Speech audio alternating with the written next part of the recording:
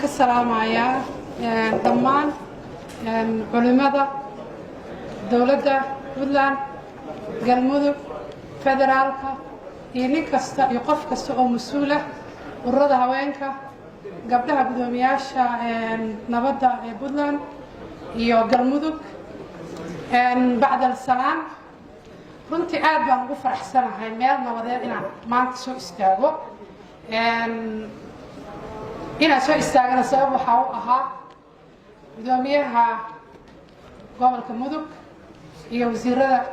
wasaaradda arrimaha gudaha aad bay u mahadsan yihiin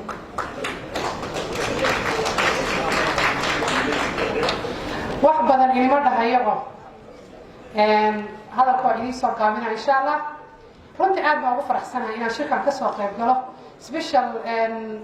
gobolka mudug waa markii ugu horreysaan imaado galmudug muxuu ahaa galdogob waa la mid waa markii ugu horreysay iyadana farxad bay horta koow ii tahay inaan imaado goboladan oon ka sheekeeyo ilaa dad badan baan matelaa oo aan ka imid oon uga sheekeyn doono wanaagga yaalla meeshaan iyo quruxda taalla runtii waxaa farxad ii ah maanta shirkan inaan taaganahay anigoo matelaya magacii haweenka ururada Puntland 9 gobol ee Puntland waxaan leeyahay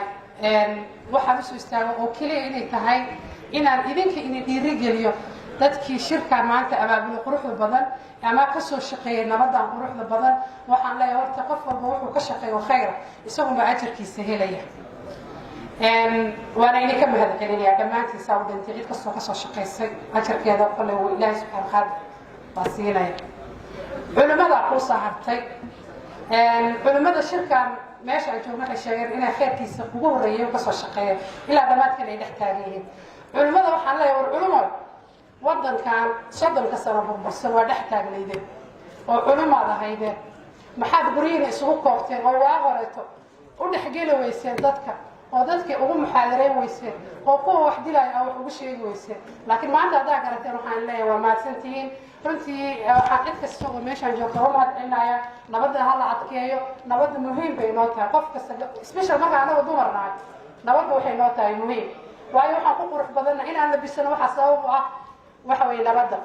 inaan wax dhalno oo wax korsano waxa sabab u ah nabadda marka nabadda insha Allah waa in la adkeeyo dumarka naftigooda waxay ku leeyihiin waxba kuma lihin ilma dhahayno waayo ninka qoriga sita gabar baa dhashay odayga abaabulaya islaamka guriga u joogta marka gabdhaha naftigooda waxaan leeyahay war odayaasha u qaato oo nabadda ha laga wada shaqeeyo insha Allah bimilaakan hada ma sintiin cid kasta oo isiisay maxay gudoomiyaha galmudug oo tiri qoful baan kaga xiriirayna dawladda taageersan aniga qofula sheegaysa abaabada laga xaqo